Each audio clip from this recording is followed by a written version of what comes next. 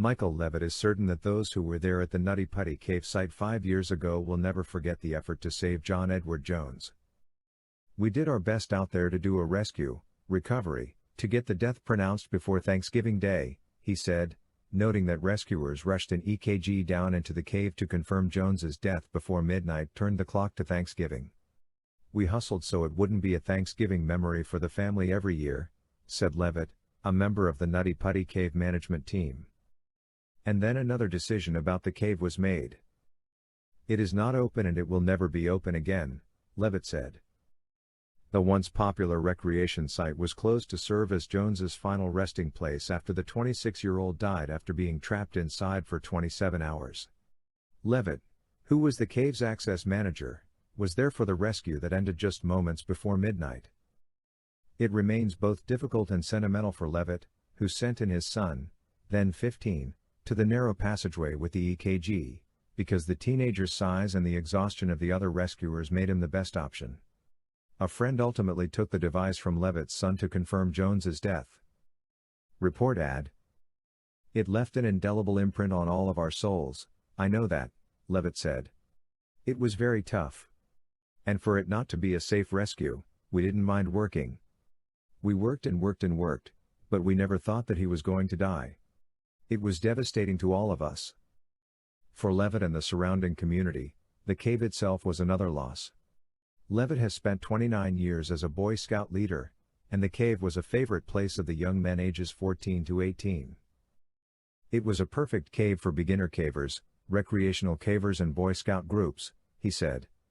"We wanted them to go in so they could learn to cave responsibly and learn to cave in a safe environment." Inside the cave, the young men learned confidence, team building and how to work and struggle together. First closed in September 2007, Levitt was among those who worked to see the cave reopened in March 2009. It was only reopened under a management plan with the Timpanogos Grotto that required the entrance to the cave to be controlled by a gate and a reservation system. He said Timpanogos Grotto has continued its work as one of 3 grottos committed to preserving Utah's caves and educating the public about cave safety and conservation. But none are as well suited to new cavers as was Nutty Putty Cave, which, at its heyday, was visited by anywhere from 5,000 and 25,000 people each year. "We do not have another cave like Nutty Putty Cave," Levitt said. "We lost a natural formation and, really, it is sad, it's a huge loss." But there is another point of view. Utah County Sheriff Sergeant Spencer Cannon said that the closure of the cave eliminated calls to their office from those needing to be rescued from the area.